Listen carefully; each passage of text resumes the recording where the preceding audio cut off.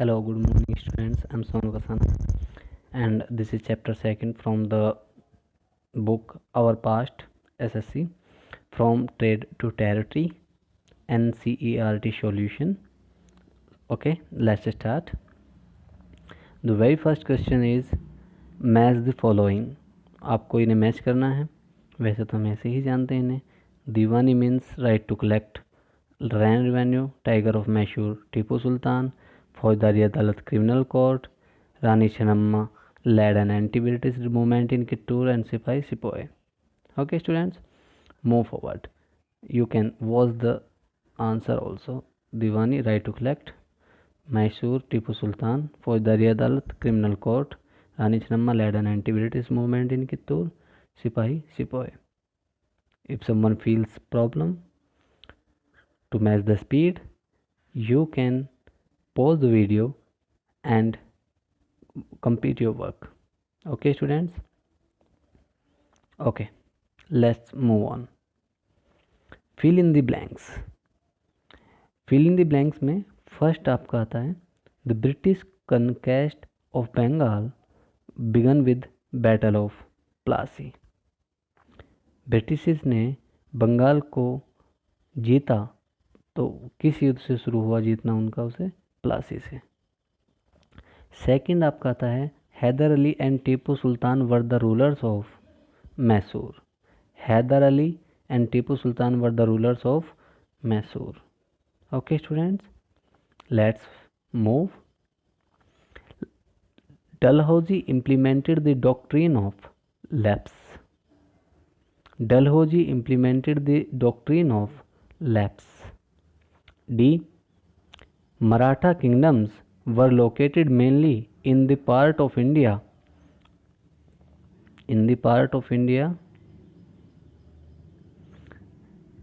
southwestern. Okay, southwestern. Now third question, state whether true or false. आपको बताना है सत्य और असत्य. आइए बताते हैं. The Mughal empires become stronger in the 18th century. ये फॉल्स है. 18th सेंचुरी में तो उनका डिक्लाइन स्टार्ट हो गया था, मतलब डेमोलिश ही हो गए थे. The English East India Company was the only European company that traded with India. Okay students, ये भी फॉल्स है. C. Maharaja Ranjit Singh was the ruler of Punjab. ये आपका ट्रू है.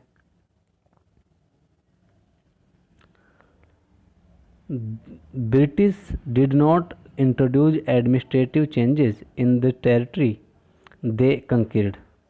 ये false है. Okay students, and the code of today video is M1. और मैं देख रहा हूँ कि बहुत कम बच्चे वीडियोस को अच्छे से देख रहे हैं. That's is very disappointing. अपने नेम के साथ बच्चा इसमें M1 कमेंट करेगा. Okay. What attract European trading companies to India. तो यूरोपियन ट्रेडिंग कंपनीज को इंडिया में किस चीज़ ने अट्रैक्ट किया? So answer is European trading companies were attracted to India because of a number of regions.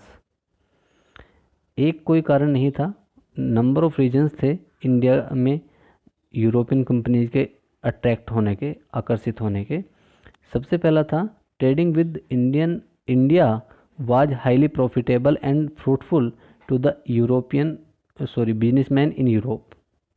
जो European businessman थे उनके लिए बहुत ही फायदे का, बहुत ही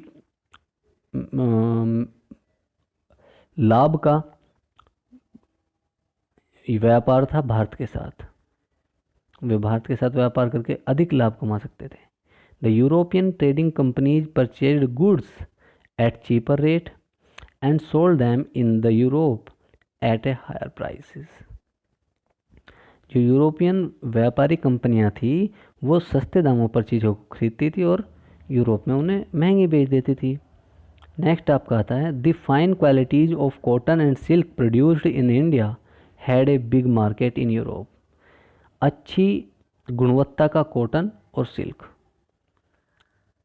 कब जो भारत में मिलता था उसका यूरोप में बड़ा बाजार था।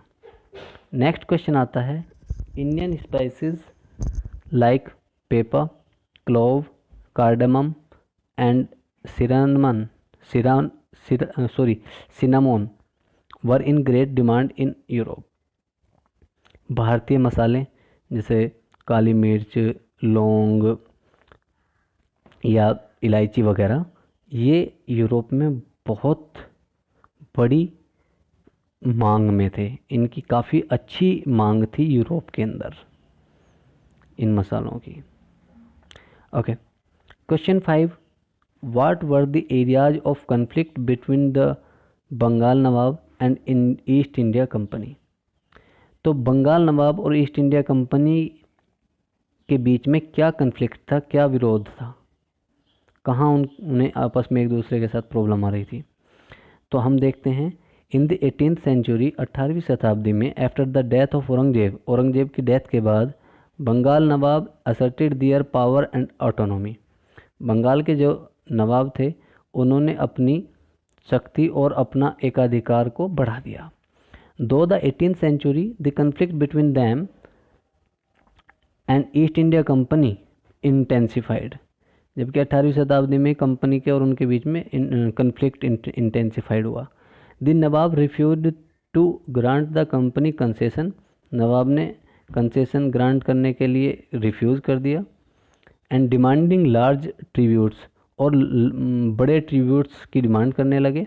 Denied it the right to mint coin, और कॉइन को मिंट करने का यानी बनाने का भी अधिकार उनसे मना कर दिया। And stopped it from extending its fortification, किलाबंदी को मना कर दिया। They claimed that the company was depriving the Bengal government of huge amounts of revenue. उन्होंने कहा कि कंपनी डेप्राइव कर रही है, मतलब छल कपट कर रही है और बहुत बड़ा रेवेन्यू नहीं दे रही, राजस्व नहीं दे रही। And also the undermining their authority by refusing to pay taxes, और टैक्सेस ना दे करके वो उनकी अथॉरिटीज़ को भी अंडर माइनिंग कर रही है, उनकी अनदेखी कर रही है। राइटिंग डिसरेस्पेक्टफुल लेटर, उन्हें अभद्र पत्र लिखती है, असम्मानजनक पत्र लिखती है। And humiliating them to and their officials, और उन्हें और उनके जो ऑफिशियल्स हैं उनका ह्यूमिलिएशन करती है, उनका असम्मान करती है, उन्हें नीचा दिखाती है।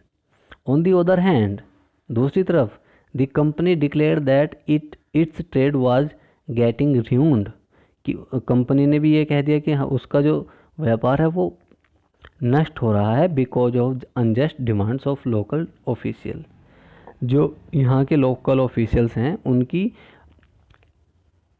अन्यायी मांगों के कारण। It believed that trade could only flourish it's the duties were removed, अगर ड्यूटीज़ हटा दी जाएंगी तभी जा कर के जो ट्रेड है वो फ्लोरिश कर पाएगा, अच्छे से ग्रो कर पाएगा।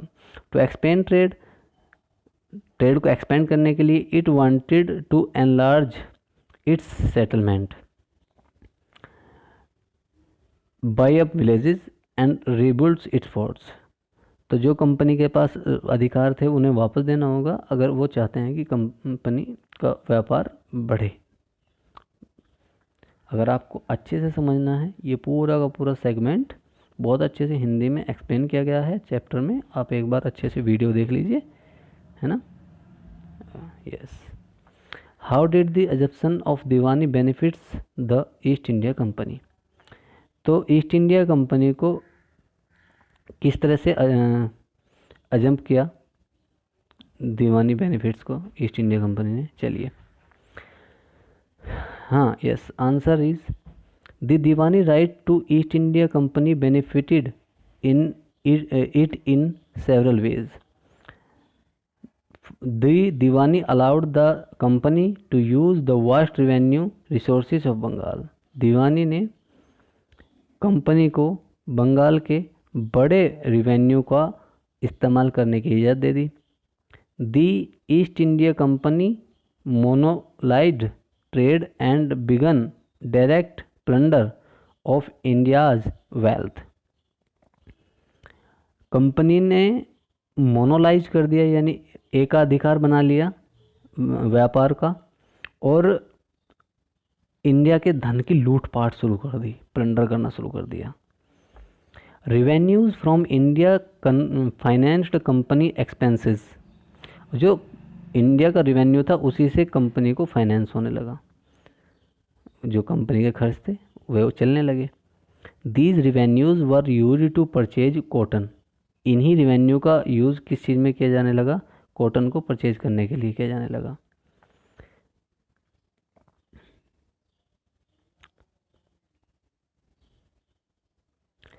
Maintain company troops. कंपनी के जो ट्रूप्स थे उन्हें मेंटेन करने के लिए. And meet the cost of building company fort and the office at Calcutta. और कलकत्ता में ऑफिस या किले वगैरह बनाने के लिए भी होने लगा.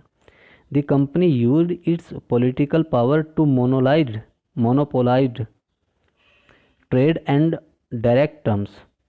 तो मोनोपोलाइज करने के लिए कंपनी अपनी पॉलिटिकल पावर का यूज़ करने लगी. They could impose their own prices. वे अपने खुद के प्राइजेज इम्पोज कर सकते थे, लगा सकते थे, बना सकते थे. That had to relation to the cost of production, जो कि प्रोडक्शन की कॉस्ट पर रिलेट करता था. The company used revenue of Bengal to finance exports of Indian goods. Company ने जो बंगाल का रेवेन्यू था उसे एक्सपोर्ट्स करने के लिए, इंडियन जो गुड्स थे, इंडिया के जो सामान थे, उन्हें एक्सपोर्ट करने के लिए, फाइनेंस करने के लिए भी यूज़ किया. ओके. 7th क्वेश्चन है. Question 7, explain the system of subsidiary alliance. जो सब्सिडरी अलायंस था उसके सिस्टम को एक्सप्लेन करना है यहाँ पे. आइए आंसर देख लेते हैं. After the battle of Plassey in 1757, 1757 में प्लासी के युद्ध के बाद, मैंने ये आपको लिखवा ही रखा question. The battle of Buxar in 1764, ये भी लिखवा रखा कि बक्सर का युद्ध हुआ 1764 में हुआ. And gaining the diwani of Bengal, और जब बंगाल की दीवानी उन्हें मिल गई, the company began to expand its rules in many parts of India. Company ने भारत के कई हिस्सों में अपना रूल, शासन बढ़ाना शुरू कर दिया. चलिए जी. For that it had divided the several plans, and among them was the subsidiary alliance according to the terms of the alliance. और इसी चीज़ के लिए, यानी उनका जो वो था, क्या बोलते हैं उसको, अपना शासन जो फैला रहे थे वो, उसके लिए उन्होंने बहुत सारी चीज़ें शुरू की. और उनमें से एक सब्सिडरी अलायंस भी था, है ना, यानी धन पैसे दे करके मित्रता करना. अब आइए. Indian rulers were not allowed to have their independent armed force. अब भारतीय राजाओं को अपनी स्वतंत्र सशस्त्र सेना रखने की इजाज़त नहीं थी. They were to be protected by the company but pay for the subsidiary forces. उनकी रक्षा कंपनी करेगी, लेकिन उसके लिए उन्हें पैसे देने पड़ेंगे. That the company was supposed to maintain for the purpose of their protection. ये जो पैसा था उसे कंपनी अपनी जो प्रोटेक्शन के लिए सोर्सेज वगैरह इकट्ठे करने हैं उनके लिए लेती थी. If the Indian rulers fail to make payment, अगर भारतीय रूलर पेमेंट नहीं करते थे, then that part of territory was taken away by the company as penalty. तो कंपनी से उनके राज्य का कुछ हिस्सा पेनल्टी के तौर पे ले लिया जाता था. फॉर एग्जाम्पल, उदाहरण के लिए, इन 1801 the Nawab of Awadh was forced to give over half of the territory to the company for failing to pay for the subsidiary forces. जो अवध के नवाब थे, जब उन्होंने वो सब्सिडरी अलायंस में पैसा नहीं दे पाए तो उनसे आधा राज्य पेनल्टी के तौर पर ले लिया गया। Okay students, move on. Question 8, in what ways the administration of the company different from that of Indian rulers. अब जो इंडियन रूलर्स के एडमिनिस्ट्रेशन था, यानी शासन प्रबंध था, वो कंपनी का किस तरह से अलग था इंडियन रूलर से। British territories were broadly divided into administrative units called presidencies. जो ब्रिटिश टेरिटरी थी उन्हें बड़े स्तर पर बांट दिया गया, जिन्हें प्रेसिडेंसी कहा जाने लगा। There were 3 presidencies like Bengal, Madras and Bombay. 3 presidency थी, बंगाल, मद्रास और Bombay. Where under the Indian rulers administration was divided into 4 part. जबकि भारतीय जो राजा थे उन्होंने अपने शासन को 4 जगह बांट रखा था।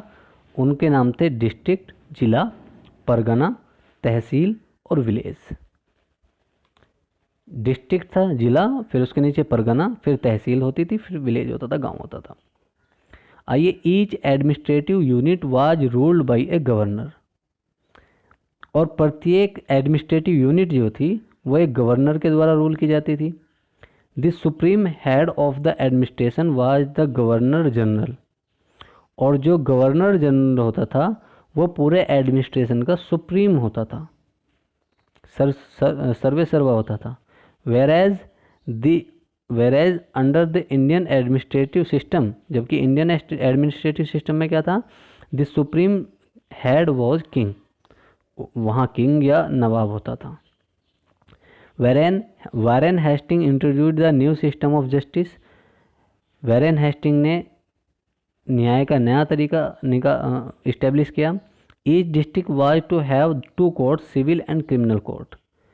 वॉरेन हेस्टिंग्स ने ये 2 कोर्ट वाली प्रथा चलाई थी कि एक सिविल कोर्ट होगा, एक क्रिमिनल कोर्ट होगा, एक फौजदारी अदालत, एक दीवानी अदालत। The European district collector presides over civil courts. जो डिस्ट्रिक्ट कलेक्टर होगा वही प्रेसाइड्स करेगा सिविल कोर्ट्स के ऊपर। The criminal courts were still under the qazi and mufti. जो सिविल कोर्ट थे, क्रिमिनल कोर्ट थे, वो अभी भी काजी और मुफ्ती के अंडर आते थे। हालांकि उनकी सुपरविजन भी कौन करता था, कलेक्टर करता था। Under the regulating act of 1773 a new supreme court was established. 1773 के एक्ट में एक नया सुप्रीम कोर्ट बनाया गया। The main figure in an Indian district was collector. Collector एक मेन फिगर था इंडियन डिस्ट्रिक्ट में, जिला में। According to his title collector, और जैसा कि कलेक्टर से पता चलता है, his main job was to collect, उसका जो मुख्य काम था वो था कलेक्ट करना। The revenue and the taxes, राजस्व और कर, and maintain law and order in his district, और अपने ज़िले में कानून संबंधी कानून बना के रखना। विद द हेल्प ऑफ जजेस, पुलिस एंड ऑफिसर्स एंड दरोगाज। किसकी सहायता से? जज की, पुलिस की और दरोगाओं की सहायता से। The last question, 9th question, describe the changes that occurred in the composition of the company's army। अब आप जो भी चेंजेस कंपनी आर्मी के हुए, जो भी कंपनी आर्मी में चेंजेस हुए, उनकी कंपोजिशन को बताइए एक बार। चलिए, ड्यूरिंग द 18th सेंचुरी, 18वीं शताब्दी के दौरान, when the East India company began recruitment, जब ईस्ट इंडिया कंपनी ने रिक्रूटमेंट शुरू की, भर्ती शुरू की, फॉर इट्स ओन आर्मी, खुद की सेना के लिए, इट स्टार्टेड रिक्रूटिंग पीजेंट्स, उन्होंने अब पीजेंट्स लेने शुरू कर दिए, and began training them as professional soldiers, और उन्हें प्रोफेशनल सोल्जर्स बनाना शुरू कर दिया, लाइक द मुगल आर्मी की तरह। The companies army was also composed the cavalry, और कंपनी की आर्मी में भी कैवलरी थे, सवार थे, एंड इन्फेंट्री, और पैदल भी थे। रेजिमेंट्स, 2 रेजिमेंट हो गई, पैदल रेजिमेंट और सवार regiment, with the cavalry dominating the army, और जो कैवलरी वाली रेजिडेंट थी वो आर्मी में डोमिनेट करती थी, वो सेना में मतलब दबदबा था उसका। हावेवर ऑफ वारफेयर टेक्नोलॉजी, लेकिन एक युद्ध की जो तकनीक आई, change during the 19th century, वो 19वीं शताब्दी में बदल गई। The cavalry requirement of the company आज आर्मी डेक्लाइंड, अब जो सवारों की जो ज़रूरत थी वो घट गई। As the soldier had to be armed with the musk and matchlocks, अब जो सोल्जर्स थे उन्हें लेकर के चलना पड़ता था मस्क और मैच लॉक्स। इन दोनों टर्म्स को मैंने एक्सप्लेनेशन वीडियो में अच्छे समझाया है। मस्क एक भारी गन होती है और मैच लॉक्स एक गन होती है बड़ी सी जिसमें बारूद भरते हैं और फिर उसमें माचिस से आग लगाई जाती है। The infantry regiment become more important, और जो इन्फेंट्री रेजिमेंट थी वो और भी अधिक महत्वपूर्ण हो गई। Okay students, so this chapter is completed. Thank you very much.